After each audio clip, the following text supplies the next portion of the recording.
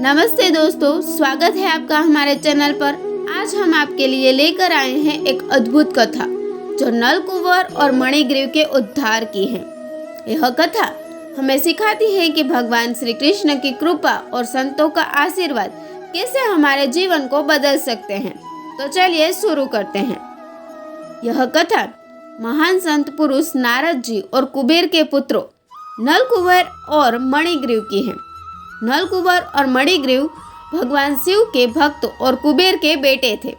इन दोनों ने अपनी संपत्ति और ऐश्वर्य के कारण मदिरा और महिलाओं के मोह में फंस गए थे।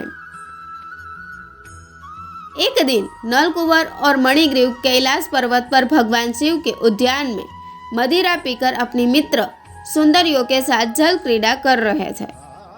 तभी महान संत नारद जी वहां से गुजरे और उन्होंने देखा कि ये दोनों मदिरा के नशे में चूर थे। नारद जी को यह देखकर दया आई और उन्होंने इन लोगों को शाप दिया। नारद जी ने कहा कि तुम दोनों इस पाशविक जीवन से मुक्त हो जाओ और भगवान श्री कृष्ण के दर्शन करो। इस शाप के परिणाम स्वरूप वे दोनों अर्जुन वृक्ष के रूप में जन्मे। दोनों देवताओं 100 वर्षों तक वृक्ष के रूप में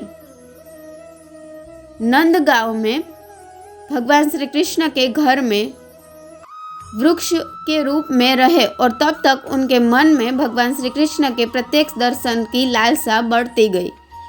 एक दिन बालक श्री कृष्ण अपने खेल में खांडलीय के साथ बंधे हुए उन वृक्षों के पास पहुंचे। उन्होंने वृक्षों के बीच से निकलने की कोशिश की और उन्हें जैसे ही खांडलियों को छोड़ दिया, दोनों वृक्ष धराशायी हो गए। वृक्षों के गिरते ही नलकूबर और मणिग्रीव अपने दिव्य रूप में प्रकट हुए और भगवान श्री कृष्ण की स्तुति करने लगे। उन्होंने भगवान को नमन किया और उनकी कृपा से अपने पूर्व जीवन की गलतियों से मुक्त होकर आशीर्वाद प्राप्त किया। दोनों देवताओं ने भगवान श्री कृष्ण को प्रणाम किया और उनके आशीर्वाद से स्वर्ग में पुनः अपने स्थान पर लौट गए। नारद जी के आशीर्वाद और भगवान श्री कृष्ण की कृपा से वे उद्धार प्राप्त कर सके। तो दोस्तों, यह थी नलकूबर और मणिग्रीव के उद्धार की कथा। यह हमें सिखाती है कि भगवान और संतों की कृपा से हमारे जीवन में किसी भी प्रकार का परिवर्तन संभव है। अगर आपको यह कथा पसंद आई हो तो हमारे चैनल को सब्सक्राइब करें, इस वीडियो को लाइक करें और शेयर करें।